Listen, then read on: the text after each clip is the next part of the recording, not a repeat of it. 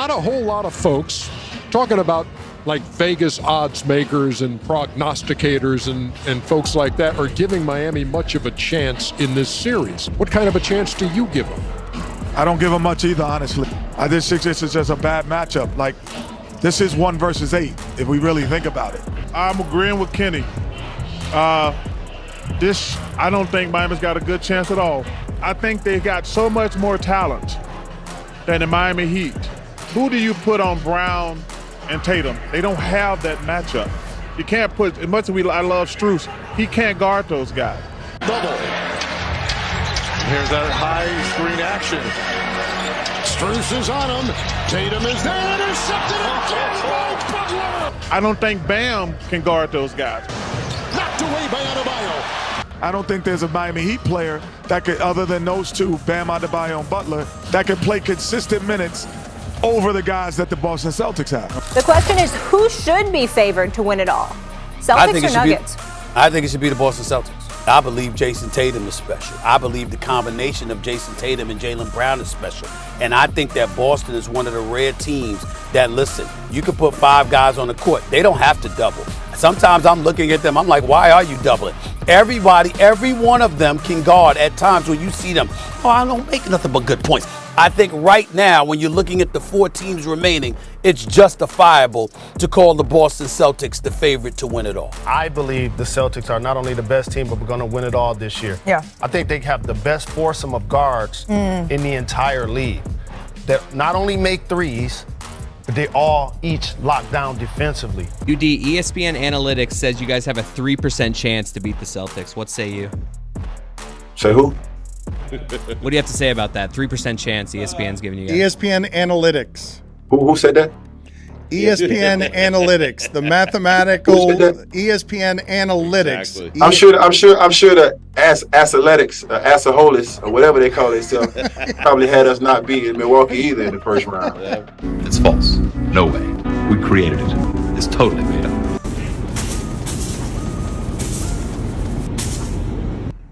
Look who's 12-3 and the hottest team in the NBA, the Boston Celtics. That's 12-3. Leading coach in the East, Joe Mazzulla. Chew that gum, Joe. Sink or swim. Kept them. I think you just kept them all in the same direction. At least it looked like it. You know, the outside looking in, it looked like, you commanded the respect from day one. Joe Mazzulla in this last time out, not happy with the effort here by the Celtics. You know, we won 3 out of the 4 quarters. I thought the first half was good. And I thought we'd just let go of the rope in the third quarter. Going up against Spoelstra, who's constantly making adjustments on the fly, willing to kind of call timeouts and change things up so quickly, how did you balance like trying to let things play out? I called 2 in the first quarter.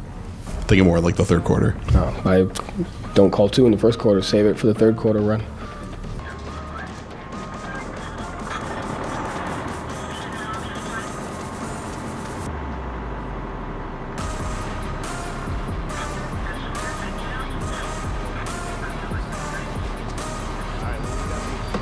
Thank you very much, Coach. Thanks, guys.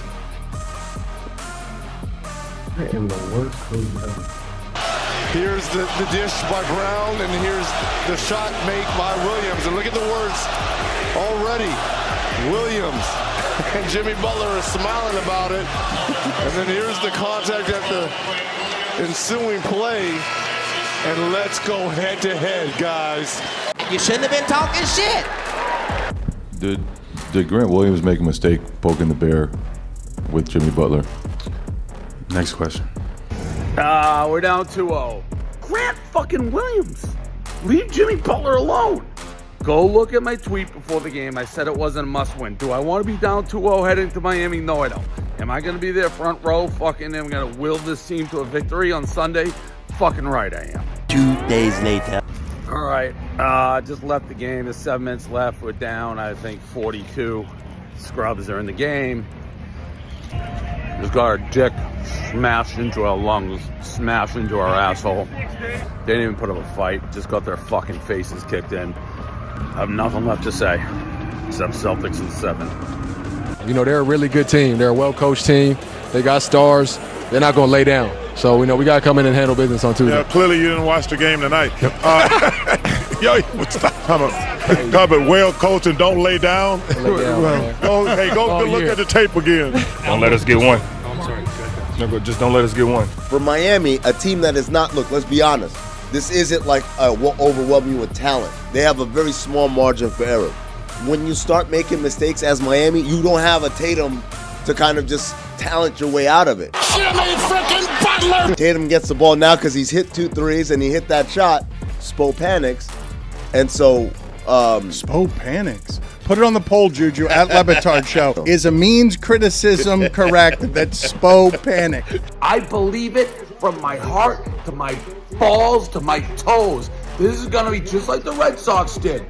The first 3-0 comeback in the history of the NBA.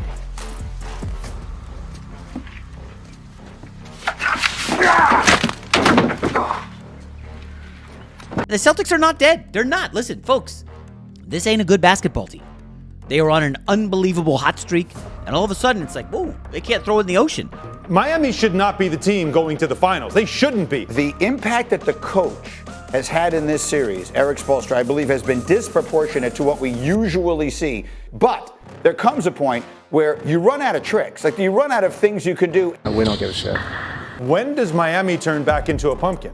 At the end of the day, if these teams just go out there and play, the Celtics should win every single game. They're just better in every single game. I'm sitting here telling you right now, I believe history is about to be rewritten. It's about to be 150 against 1 instead of 150 against none. Someone's got to break through. This is the team to do it. Well, did it work for those people? No, it never does. I mean, these people somehow delude themselves into thinking it might, but... but it might work for us. Zach, which of these teams do you trust more tonight? The answer right now is the Celtics. I would actually predict a comfortable Boston win. Once the Miami Heat finally realized, like, you're not supposed to be doing this. Next year, we will have enough, and we're going to be right back in the same situation, and we're going to get it done.